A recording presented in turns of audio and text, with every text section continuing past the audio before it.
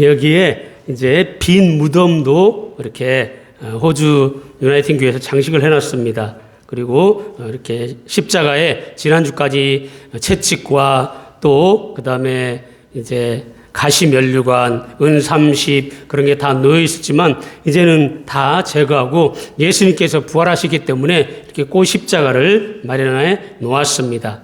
여러분, 왜 우리가 이것을 이렇게 계속 기념해서 지킬까요? 부활은 역사이기 때문입니다. 부활은 진정 주님이 부활하셨기 때문입니다. 그래서 오늘은 부활은 역사다라는 제목으로 말씀을 나누고자 합니다. 제가 태어난 곳은 대한민국입니다. 그리고 한참 시골인 김제라는 곳에서 제가 태어났습니다.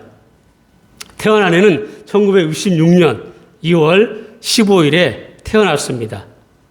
추운 겨울에 태어났는데 여러분, 어떻게 제가 태어난 걸 증명할 수 있겠습니까? 제가 태어날 당시에는 병원에서 아이를 출산하는 일이 거의 없었습니다. 다 집에서 출생했습니다. 그러다 보니까 얘가 태어났는지 안 태어났는지 알지를 못하는 거예요. 면사무소나 동사무소에 가서 자기 이름, 아버지면 이제 할머니, 할아버지나 아버지, 어머니가 이름을 짓고 또 태어난 날짜와 날을 가서 면사무소에 등록을 하면 이 아이가 태어난 것으로 인정이 됩니다. 그래야 학교도 갈 수 있고 대한민국 정부에서 주는 혜택도 받게 됩니다. 8살이 되면 초등학교에 갈 수 있고 중학교, 고등학교까지는 대한민국은 다 의무교육입니다. 교육을 시켜야 합니다. 그래서 이렇게 교육을 받고 고등학교까지는 김제에서 또 익산에서 그렇게 했고 군 복무는 경남 양산이라는 곳에서 방위산업체에서 근무했습니다. 그리고 부산에서 신학 후 전도사 또 강도사 목사로 생활하고 호주 오기 전까지는 3번 시민회 교회에서 수석 부목사로 사역한 것이 저 한국의 이력입니다. 그리고 제 주민등록증도 저렇게 보관하고 있는 걸 저렇게 해놨습니다. 왜 저게 있을까요? 바로 저에 대한 한국에서 신분을 인정해 주는 겁니다. 이 사람은 대한민국 사람이고 이 사람은 언제 태어났고 이렇게 있는 사람이다라는 것을 출생을 해주는 것입니다. 2006년 이후에는 호주에 가서 현재 이렇게 펠산인교회에서 사역을 하고 있습니다. 저의 간단한 이력의 내용입니다. 여러분, 저의 간단한 이력도 이렇게 얘기하면 짧게 얘기했지만 상당한 분량을 많이 차지합니다. 그런데 여러분, 예수님의 이 부활의 역사를 아십니까? 하나님의 아들인 예수님이 동정녀 마리아의 몸을 통해 태어나시고 30살이 되어서 사역을 시작하였습니다. 12제자를 부르시고 수많은 기적과 많은 사람들을 치료해주고 죽은 자를 살리시고 저와 여러분의 죄를 대신 지시고 십자가에서 죽으셨습니다. 그리고 죽은 지 3일 만에 부활하신 것입니다. 이것이 간단하게 예수님이 죽으시고 부활하셨다는 역사이며 사실입니다. 성경에 기록이 되었고 수많은 사람들이 지금도 증거하고 있습니다. 저와 여러분이 이 자리에 나와서 예배 드리고 있는 것만으로도 우리는 이 부활의 증거자들입니다. 2025년 부활절을 맞이하여 부활은 사실이며 역사다라는 제목으로 부활절 말씀을 선포하고자 합니다. 사랑하는 여러분, 예수님은 부활하셨습니다. 예수님의 부활 자체만 중요한 것이 아닙니다. 그 부활하신 예수님을 만나는 것이 중요합니다. 여러분, 이 만남이 없으면 예수님의 부활은 아무런 의미가 없습니다. 내가 지금 이 자리에 나와 있고 예배드리고 있지만 내가 정말 주님을 만나서 내가 하나님의 자녀로 구원받았다라는 이 확신이 없다라면 나는 아직까지 예수님을 만나지 못한 것입니다. 주님 뭐라고 그랬습니까? 나더러 주여 주 하는 자마다 다 아버지께로 하나님 나라에 올 자가 없다고 그랬습니다. 진정 부활하신 예수님을 믿고 만난 사람만이 여러분 우리가 천국에 갈 수 있는 것입니다. 그래서 예수님은 부활하신 후에 실패하고 되돌아간 사람들을 만나 주셨습니다. 오늘 본문에 보면 예수님께서 부활하신 후에 여러 사람들을 만나는 장면을 기록하고 있습니다. 이런 사람들을 만나면 그 사람들은 부활하신 예수를 만나고 나서 변화가 일어났습니다. 이 변화를 오늘 말씀을 통해서 나누고자 하고 저와 여러분도 부활의 주인을 만나서 변화된 모습으로 삶을 살고자 원합니다. 부활 후 첫 번째 만난 사람은 오늘 본문에는 베드로로 기록되어 있습니다. 오늘 본문을 보면 부활하신 예수님께서 먼저 베드로를 찾아가십니다. 4절에 보면 예수께서 이르시되 예수께서 우리 죄를 위하여 죽으시고 장사 지낸 바 되었다가 이거는 장례식을 했다는 겁니다. 성경대로 사흘 만에 다시 살아나사 게바는 바로 베드로라는 뜻입니다. 반석이라는 뜻입니다. 게바에게 보이시고 베드로는 이름이 많았습니다. 원래 베드로의 이름은 시몬입니다. 그 이름은 어부 때에 예수님을 따르기 전의 이름입니다. 이 시몬이 예수님을 만나고 예수님에게 제자되면서 예수님께서 게바라고 이름을 지어주신 것입니다. 게바라는 이름은 반석이라는 뜻입니다. 성경을 보면 이 게바에게 먼저 나타나셨습니다. 여러분, 예수님은 이 게바에게 베드로에게 할 말이 참 많았을 거예요. 왜 그랬을까요? 왜 베드로에게 할 말이 많았을까요? 우리 상우 왜 할 말이 많았을까요? 어려워요? 태우는 왜 그랬을까요? 베드로는 어떻게 했죠?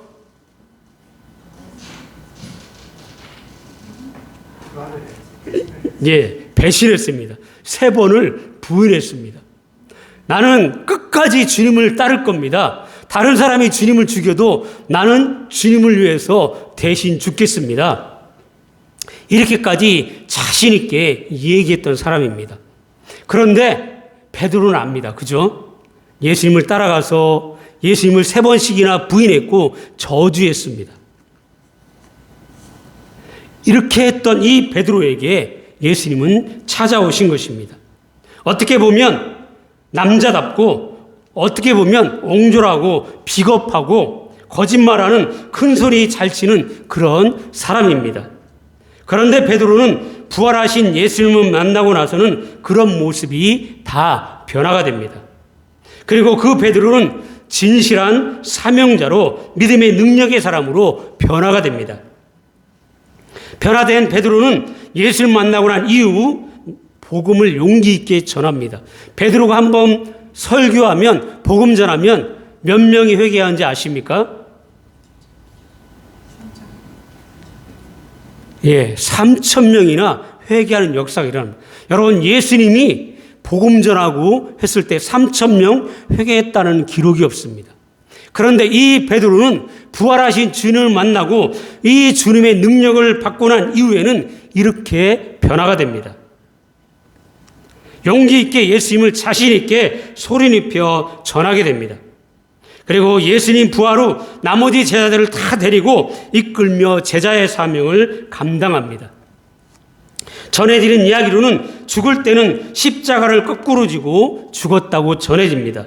아마 예수님 생전에 배신하고 실수를 많이 해서 속지 않은 마음으로 예수님보다 더 고통스럽게 십자가의 거꾸로 죽음을 선택했다라는 그러한 이야기도 있습니다. 여러분, 예수님이 이렇게 부활한 후에 베드로를 버리지 않고 다시 찾아와 주신 것은 바로 저와 여러분에게 큰 비전과 도전을 주시는 것입니다. 우리도 이민자로 와서 때로는 어떻습니까? 열심히 신앙생활을 한다고 하지만 우리는 주님을 적극적으로 또 헌신적으로 섬기지 못할 때가 많이 있습니다. 예수님이 베드로가 실수를 많이 하고 배반했다고 버리셨다면 지금 우리는 모두 다 주님께 버림받을 자입니다. 버림을 받아도 수없이 버림을 받았을 것입니다. 그런데 예수님은 실수 많이 하고 배반한 베드로를 다시 찾아오셔서 기회를 주신 것은 그 속에 메시지가 담겨 있는 것입니다. 그래서 베드로는 어떻습니까? 주님을 위해서 더 충성하고 사명을 감당하는 제자가 됩니다. 여러분, 우리는 실수를 통해서 성장할 수 있습니다. 그렇기 때문에 공부 못한다고 낙심하지 말아야 합니다. 실패했다고 주저앉지 말아야 합니다. 여러분, 이 사람이 누군지 한번 잘 생각해 보시기 바랍니다. 퀴즈를 맞추면 선물을 드리겠습니다. 이 사람은 직업을 12번 바꿨습니다. 하는 일마다 실패하고 주위로부터 별 볼 일 없는 사람이라고 자꾸 그렇게 들었습니다.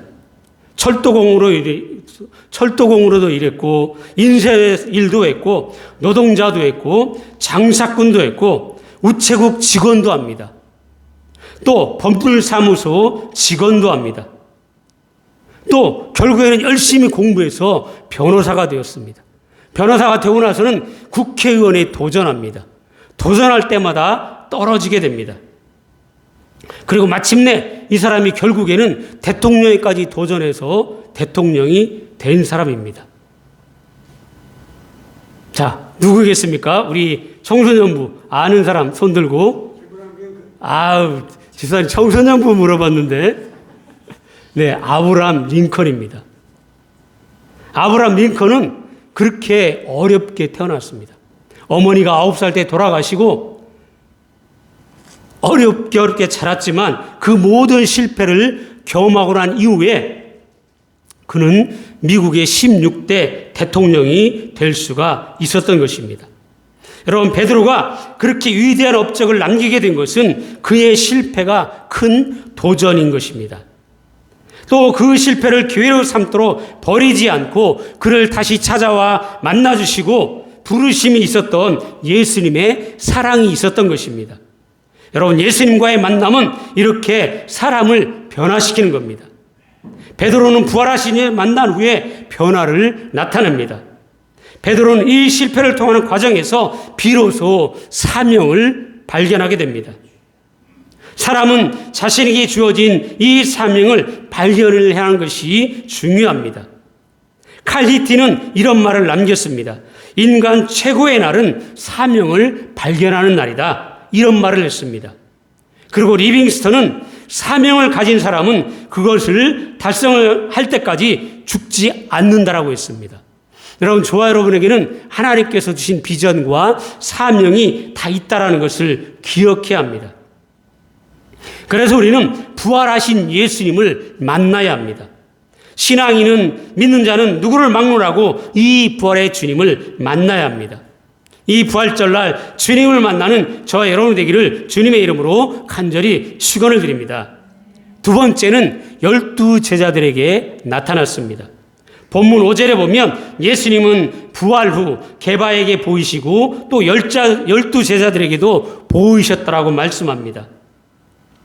초대교회 때를 보면 지금의 12 제자가 아닙니다. 가룟 유다는 어떻겠습니까? 가룟 유다. 자, 우리 한 번 더 기회를 드립니다. 우리 아까 이종모 집사님 말씀하셔가지고 상품을 제가 준비해놨는데 못 드리고 있으니까 우리 가룟 유다. 어우, 자살했어요. 어우. 또 예수님은 어떻게 했죠? 야, 팔아먹었어요. 어우, 우리 태우 나오세요. 선물 드리겠습니다. 제가 여기에 상품을 넣습니다. 캐시가 들어있어요. 그래서 적지만 이 가게에 쓰시기 바랍니다.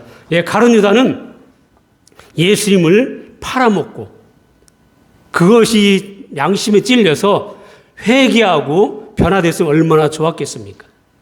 베드로는 회개하고 주님을 위해 살았지만 가룟 유다는 회개하지 않았어요. 여러분, 우리가 예수 믿으면서 중요한 건 누구나 죄를 질 수 있고 실패하고 넘어질 수 있습니다. 그러나 포기하면 안 되는 것입니다. 예수님은 그 어떤 죄를 지었다고 할지라도 회개하면 용서해 준다는 것을 믿으시기 바랍니다. 나머지 제자들을 모두 예수님의 고난의 과정에서 다 뿔뿔이 옛날의 자기의 모습으로, 직업으로 되돌아가겠습니다. 도마는 불신앙의 면모를 보였습니다. 부활하신 예수님 나타나셨는데 그때 없었습니다. 그래서 도마가 이야기합니다. 나는 예수님의 옆구리에 창자국과 손에 못자국을 만져보지 않고는 믿지 못하겠다. 그때 다시 만났을 때 뭐라고 고백합니까? 나의 주, 나의 하나님이라고 고백했던 사람이 도마입니다. 여러분, 우리는 예수를 만나야 내 인생이 변화된다는 사실을 기억해야 합니다. 여러분, 이 믿는 자의 신분이라는 것을 우리는 기억해야 합니다. 신분이, 직분이 제자라도 주님은 그들을 버리지 않고 끝까지 책임져 주시는 것입니다. 그래서 우리 믿는 자들은 주님이 책임져 주십니다. 이 세상 같았으면 그 제자들을 배반자라고 낙인 찍혀 벌써 버림받고 다 퇴출당했을 것입니다. 어떻습니까? 이 세상은 조금만 부족하면 또 실패하고 넘어지면 배반하면 버립니다. 그냥 잘라냅니다. 그런데 주님은 어떻게 하십니까? 그들을 찾아오시고 그 부끄러움을 덮어주시고 그들에게 힘을 주시고 사명을 주시는 것입니다. 제자들이 부활하신 예수 만난 이후로 변화가 됐습니다. 죽음을 각오하고 순교하며 사역을 감당했던 것입니다. 여러분, 주님은 내가 부족하더라도 버리지 않는다는 것을 기억하시기 바랍니다. 여섯 번째는 500여 명의 믿는 자들에게 나타났습니다. 6절에 보면 500여 성도들에게 일시에 나타나셨다라고 말씀합니다. 이 500명의 성도는 누구인지 구체적으로 알 수 없습니다. 다만 그들은 사람의 눈에 띄지 않게 숨어서 예수님을 위해서 최선을 다했던 사람들일 것입니다. 무슨 일을 할 때 보면 전면에 나서서 일하는 사람도 있습니다. 그러나 전면에 나서지 않고 뒤에서 일하는 사람도 많이 있습니다. 여러분, 대부분 뒤에서 말없이 일하는 사람들이 많아야 그 교회가 부흥하고 성장하는 것입니다. 앞에 나타나 있는 사람들이 전부는 아닌 것입니다. 언제나 더 큰 일을 하고 더 열심히 일하는 사람들 뒤에 있을 수도 있습니다. 앞에 나타난 사람만 보고 그것을 전부라고 할 수 없는 것입니다. 주님은 뭐라고 했습니까? 소돔과 고모라가 멸망할 때 의인 5만 있어도 망하지 않는다고 그랬습니다. 그러나 결국에는 의인 1명만 있어도 소돔과 고모라가 불타지 않는다고 그랬습니다. 우리가 뒤에서 예수를 묵묵히 따라가고 믿기만 하면 주님은 우리를 사용하십니다. 우리가 사는 사회를 보면 어떻습니까? 목소리 큰 사람이 이기게 되어 있습니다. 이익 챙기기에 극복하고 이 부정부패가 많은 것이 현실입니다. 그러나 성실한 사람들은 어떻게 합니까? 말없이 묵묵히 정직하게 살아갑니다. 이것이 많아야 이 사회가 변화가 일어나는 것입니다. 예수님이 고난을 걸어갈 때 묵묵히 따랐던 사람들이 바로 이들입니다. 주님은 이들에게 임하신 것입니다. 그렇기 때문에 우리도 어떤 상황에서도 묵묵히 순종하는 저와 여러분이 되기를 주님의 이름으로 간절히 축복합니다. 네 번째는 야고보입니다. 야고보가 영어로 제임스입니다. 야고보는 예수님의 제자이기도 하지만 누구일까요? 또 질문 하나 나갑니다. 퀴즈 제가 2개 준비해 왔어요. 우리 또 청소년부. 예수님의 동생입니다. 그죠? 야고보는. 근데 이 야고보가 한 일이 있어요. 나중에 여기에도 나오지만 잘 보면 나중에 제가 퀴즈를 더 드리겠습니다. 이 예수님의 동생이었는데 이 예수님의 동생들이 생전에 예수님을 믿어주지를 않았습니다. 하나님의 아들로 믿지를 않았습니다.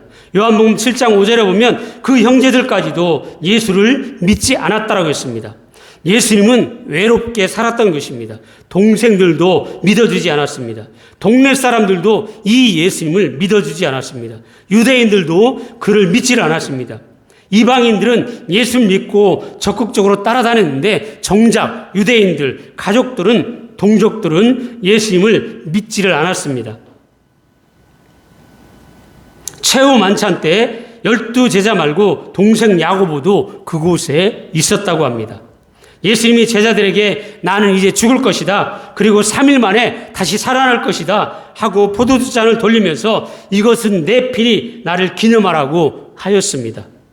그리고 마지막으로 동생 야고보에게 이 포도주 잔을 주었다고 합니다. 그랬더니 야고보가 포도주 잔을 받아들고 집어 던지고 밖으로 뛰쳐나갔다는 그러한 이야기가 있습니다. 인간적으로 생각하면 야고보는 화가 나게 되었습니다. 야고보가 화가 난 것은 왜 형님은 그 좋게 말하는 언변, 또 능력, 기정해 가는 거, 사람을 살리기도 하고 치료해 주기도 하고 눈먼 사람을 뜨게 해도 하는 그런 능력이 있었는데 왜 그런 걸 가지고 이 세상을 변화시키면 될 건데 자기가 자꾸 죽는다라고 하니까 도무지 이해할 수가 없었던 것입니다. 그래서 속상해서 포도주 잔을 집어 던지고 나갔다는 것입니다. 자기 형님이 마음만 먹으면 얼마든지 이 세상을 뒤집어 엎을 수 있는데 로마도 무서워할 정도로 큰 인물인데 기적도 행하고 많은 사람 살리지만 형님이 그렇게 하지 않고 죽겠다고 하니까 실망했던 것입니다. 난 이제 죽는다. 죽으면 3일 만에 살아난다. 그러니 내 피를 모시고 나를 기념하라. 이런 말 같지도 않은 말 하니까 화가 났던 것입니다. 그런데 여기서 야고보가 예수님을 깊이 알지 못했던 것입니다. 인간 예수만 본 것입니다. 재주를 부리고 능력만 행하는 인간만 예수님만 본 것입니다. 야고보가 여기서 하나님의 아들 예수를 발견하지를 못했던 것입니다. 그런데 전설에 의하면 예수님이 부활하신 후에 야고보에게 홀로 나타나고 했답니다. 그래서 내가 나를 믿느냐? 물으셨다는 것입니다. 이때 야고보가 비로소 부활하신 예수님께 무릎을 꿇고 이렇게 고백했다고 합니다.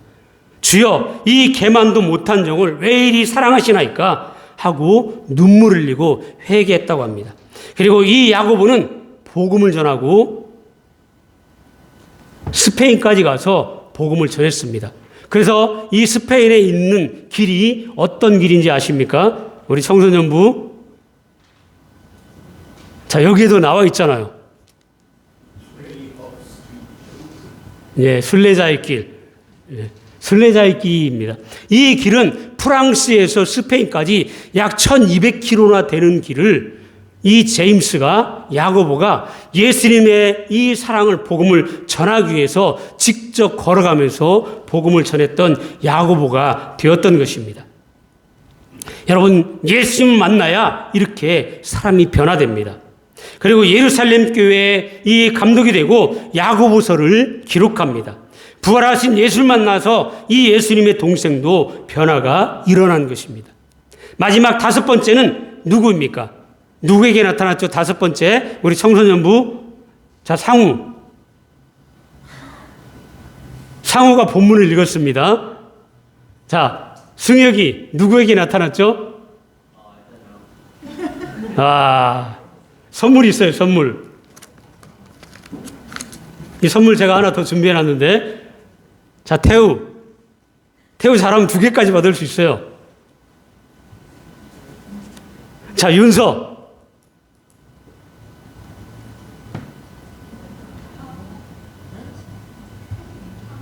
네, 바울. 네, 사도 바울 나오세요. 예, 사도 바울입니다. 그래서 우리가 성경 말씀 읽을 때 자세히 잘 들어야 돼요. 자, 여러분, 사도 바울에게 마지막으로 나타나셨습니다. 8절에 보면 맨 나중에 만삭되지 못하여 난 자 같은 내게도 보이셨도다. 사도 바울은 이 기독교 역사에서 가장 큰 역할을 한 사도입니다. 기독교 역사에서 아주 중요한 일을 했습니다. 그는 키가 아주 작았다고 합니다. 머리는 대머리라고 합니다. 눈썹은 새까맣고 시력이 좋지 않아서 두꺼운 돋보기 안경을 썼다고 합니다. 그런데 이 사람이 포악한 사람이었습니다. 야망이 대단해서 바리새인 사회에서 두각을 나타내려고 그리스도인을, 예수 믿는 자들을 잡아 죽이는 일에 앞장섰던 사람이 바울입니다. 스데반을 돌로 쳐 죽이는 일에 가장 앞장섰습니다. 그리고 이제 사내들은 공의에서 공문을 받아가지고 예수 믿는 사람들을 다 잡아서 죽이겠다고 공문을 가지고 다메섹 도상으로 가게 됩니다. 그때 다메섹에서 예수를 만나게 됩니다. 사울아 사울아 왜 내가 나를 핍박하느냐. 이 예수를 만나고 강한 빛을 받아서 눈을 보지 못하게 됩니다. 그리고 그때 예수를 만난 이후에 이 사도 바울의 삶은 180도로 바뀝니다. 이제 자기가 오히려 매를 맞습니다. 채찍에 맞습니다. 복음을 전하다가 채찍에 맞고 죽을 고비를 수없이 넘깁니다. 그리고 로마에 복음 전하기 위해서 오히려 감옥에 들어갑니다. 그리고 예수님 대신하여 매 맞고 복음 전하고 이방인 선교하다가 결국에는 로마에서 순교를 당합니다. 여러분, 바울도 예수 믿기 전에는 아주 핍박했던 그런 자였습니다. 이 바울 이후에 어거스틴, 프랜시스, 산다팅, 루터, 웨슬레, 존 칼빈, 무디 같은 모든 사람들, 그리고 저와 여러분 같은 모든 사람들이 부활의 예수를 만나고 그 시대를 능력 있는 전도자로 살 수가 있었던 것입니다. 이것이 부활의 능력입니다. 저와 여러분이 이렇게 부활의 주님을 만나야 합니다. 새롭게 생생하게 뜨겁게 만나는 체험이 있어야 합니다. 부활의 예수를 만난 신앙은 다른 사람들에게서 듣고 믿는 믿음이 아니고 저와 여러분을 직접 만나서 사람들에게 전해주는 그런 믿음으로 우리를 변화시킵니다. 이 믿음이 세상을 변화시키는 능력을 만드는 것입니다. 이 믿음 속에 자신을 변화시키고 복음을 전하는 능력이 들어있습니다. 이것이 부활의 능력인 것입니다. 그래서 경험과 체험이 중요한 것입니다. 이 경험이 삶을 바꾸어 놓는 것입니다. 제자들과 사람들이 부활하신 예수를 만나면서 그 신앙이 모두 변화가 일어났습니다. 이제 부활주일은 지나가지만 부활의 주님은 지금도 저와 여러분을 만나러 오셨고 또 많은 사람들을 만나기를 원하고 계십니다. 찾고 계십니다. 그 주님을 새롭게 만나야 합니다. 이런 이야기였습니다. 가난한 꽃장수 할머니 한 분이 꽃송이를 들고 행인들에게 차에 탄 사람들에게 꽃을 사라고 외치고 있었습니다. 그런데 이 할머니의 모습은 조금도 구김살 없이 표정이 아주 밝았습니다. 이 할머니를 유심히 바라보던 젊은 사람이 물었습니다. 할머니, 괴롭고 걱정되는 일이 없습니까? 그 꽃을 파는데 얼마나 어렵게 사는지 걱정이 되었습니다. 그런데 이 할머니가 이렇게 합니까? 젊은이, 내 나이만큼 살아보시오. 왜 걱정, 근심, 괴로움이 없겠소? 그런데 할머니의 표정 속에는, 모습 속에는 그림자가, 걱정이 찾아보지가 않았습니다. 그런데 어떻게 이 할머니는 이렇게 표정이 밝고 행복할 수 있어요? 물었습니다. 그럴 때 할머니가 얘기합니다. 고통스러울 때 나는 예수님을 생각합니다. 내 고통이 아무리 커도 악독한 죄를 뒤집어 쓰고 손발에 못 박혀 십자가에 달려 돌아가신 주님, 더구나 창으로 옆구리를 찔렸을 때 주님과 어찌 비교할 수 있겠소? 그렇게 고난당하신 주님이 사흘 만에 부활했답니다. 나도 견디기 어려울 만큼 괴로울 땐 이렇게 나는 얘기합니다. 주님과 같이 3일만 참고 견디자. 격려한다고 합니다. 자신에게. 어둠도 3일 뿐이다. 절망은 겨우 3일이면 좋게 3일 후에는 영광스러운 날이 찾아올 거야. 이런 소망이 있기 때문에 나는 언제나 행복을 누릴 수 있어 젊은이에게 이야기했다고 합니다. 사랑하는 여러분, 저와 여러분의 삶이 정말 힘들고 어렵습니까? 그럴 때마다 3일 만에 부활하신 예수님을 바라보시기 바랍니다. 이 부활하신 예수님을 붙잡으시기 바랍니다. 우리 기독교는 부활의 종교입니다. 다른 종교에서 찾아볼 수 있는 그러한 독특한 신앙이 바로 부활신앙입니다. 다른 종교의 교주들은 모두가 죽었습니다. 통일교회 문선명 영원히 산다라고 그랬는데 어떻습니까? 죽었습니다. 지금도 무덤 속에 있지만 우리 주님은 다시 살아나셔서 지금 저 여러분과 함께 하십니다. 그래서 이 빈 무덤을 보여주고 있는 것입니다. 지금 이 세상에 살면서 질병의 몸으로 고통당하고 있는 사람이나 몸에 질병 가지고 있는 사람일지라도 예수님의 부활을 생각하며 부활을 바라볼 때마다 주님을 만나면, 내가 천국에 가면, 그날이 되면 나는 예수님처럼 완전한 영원한 몸으로 살 수 있다는 하나님의 백성이 될 것이다라는 이 소망을 가지시기 바랍니다. 우리 모두는 부활을 통해 완성될 영광스러운 존재라는 사실을 꼭 기억해야 합니다. 그러므로 날마다 예수님의 부활을 우리는 바라보고 묵상하고 살아야 합니다. 또 우리 자신이 부활할 그날을 생각하는 늘 이 습관을 가져야 합니다. 그럴 때마다 우리는 세상에서 강한 자가 될 수 있는 것입니다. 죽음 앞에서도 담대할 수가 있는 것입니다. 이렇게 부활의 능력을 전도한 사도 바울은 끝으로 우리를 향해서 교훈하는 말씀을 줍니다. 우리 주 예수 그리스도로 말미암아 우리에게 이김을 주시는 하나님께 감사하노니 그러므로 내 사랑하는 형제들아 견고하며 흔들리지 말며 항상 주의 일에 더 힘쓰는 자들이 되라고 말씀해 주고 있습니다. 여러분 무슨 말씀입니까? 예수님의 부활을 생각하고 날마다 감사해라. 예수님의 부활을 생각하고 절대로 흔들리지 말라. 예수님의 부활을 생각하고 주님께 헌신해라. 는 말씀입니다. 여러분, 저와 여러분은 이 세상 사람이 아닙니다. 우리는 믿음의 사람, 하나님의 사람, 부활을 믿는 자라는 사실을 기억하시기 바랍니다.